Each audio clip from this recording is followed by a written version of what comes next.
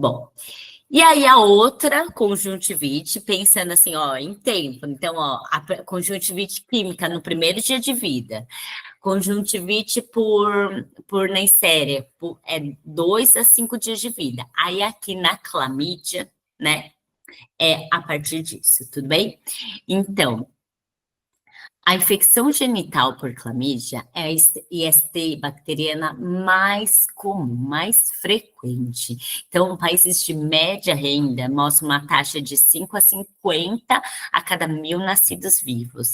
De alta renda, né, de 5 a 60 por 1.000, né? E no Brasil, 9,5% das gestantes tem a clamídia positiva e entre 6 a 13% das mulheres em idade fértil vão ter isso positivo.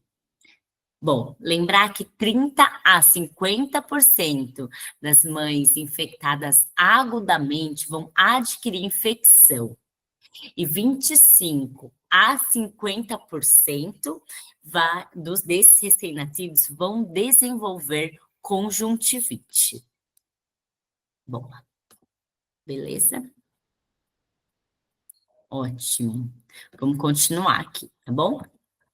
Bom, aí a conjuntivite por clamídia, ela é a mais frequente. Então, varia entre 35% a 40% das conjuntivites em lactentes nas primeiras 4 semanas de vida.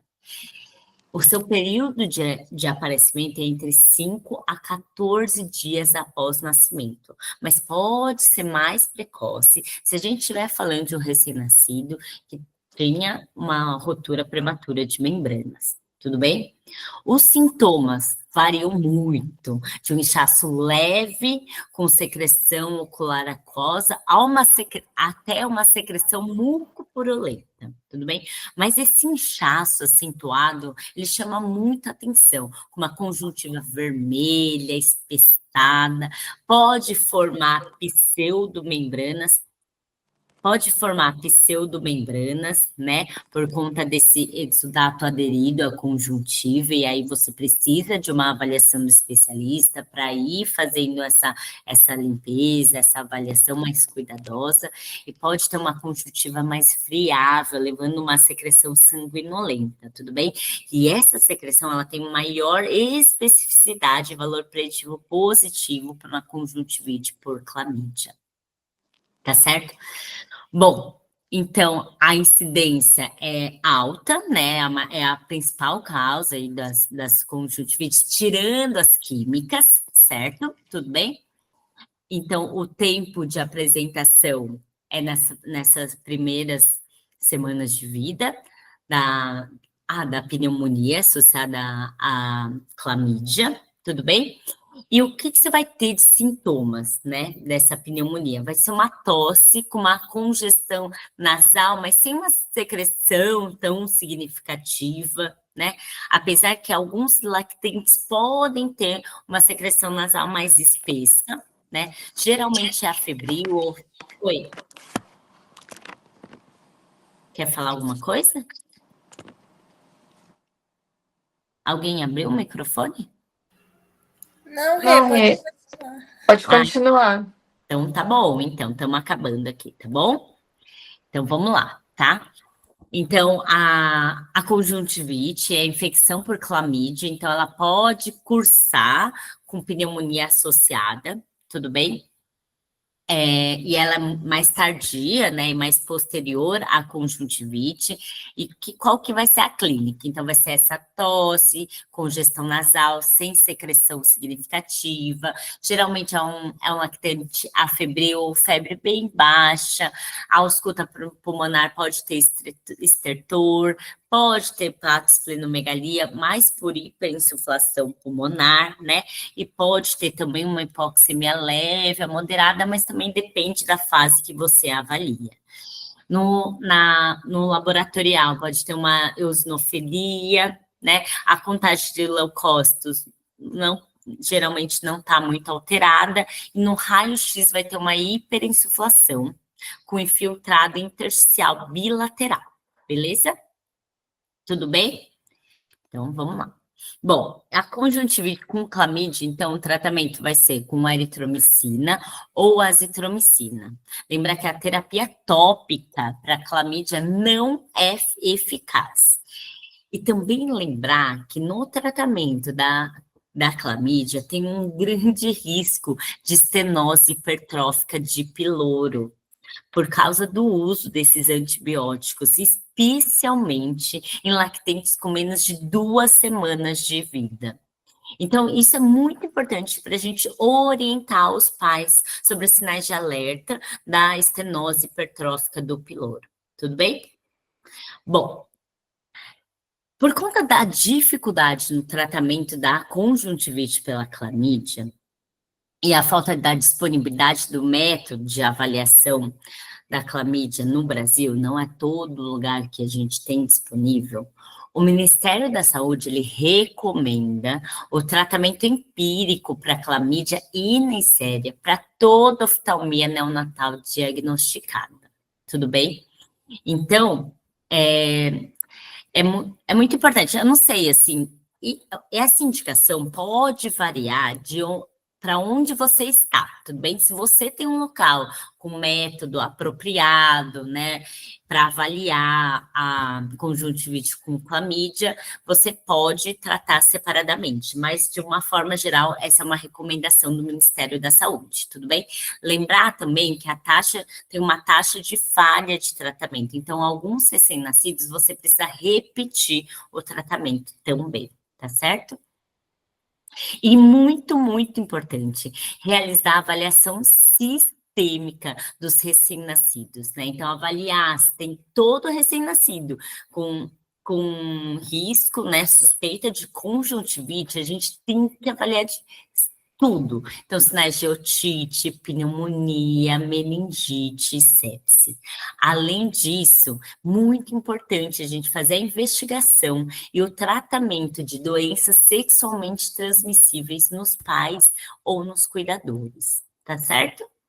Bom, e a prevenção vai ser numa assistência perinatal adequada. Então, olha, assistência perinatal adequada já preveniu muita coisa aqui nessa aula, né? Então, da onde que vem essa profilaxia da oftalmia neonatal? Né? Vem de 1881, né? Por Carlos Credé, por isso se chama método de Credé. E isso foi instituído no Brasil em 1977, por lei, tudo bem? A triagem de pré-natal e o tratamento de mulheres infectadas, assim como a profilaxia neonatal de rotina, reduziram muito a incidência de conjuntivite gonocócica nos últimos anos para 0,4 casos por 100 mil nascidos vivos. Então, assim, teve uma redução muito importante, tudo bem? Tá. E aí eu trago, então, a nota técnica, né, que foi lançada recentemente pelo Ministério da Saúde, tudo bem? Com orientação de substituição do nitrato de prata para prevenção da conjuntivite neonatal por iodopovidona 2,5%. Na ausência dessa, a eritromicina 0,5% ou a tetraciclina 1%, tudo bem? O porquê?